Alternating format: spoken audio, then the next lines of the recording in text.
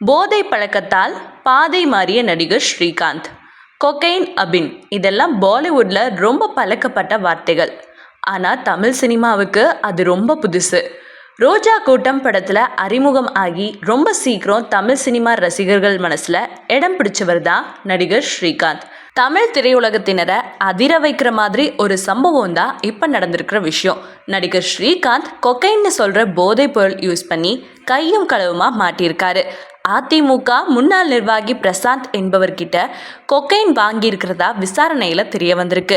1 gram 12,000 ரூபாய் கொடுத்து வாங்கியிருக்கிறதாகவும் 4,72,000 ரூபாய்க்கு ஸ்ரீகாந்த் கொக்கைன் வாங்கினதாகவும் விசாரணையில் தெரிய வந்திருக்கு.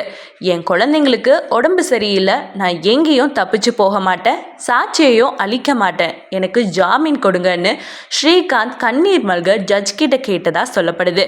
இந்த வழக்கில் கழுகு பட ஹீரோ ஸ்ரீகிருஷ்ணாவுக்கும் சம்மந்தம் இருக்கிறதா ஒரு தகவல் வெளியாகி இருக்கு.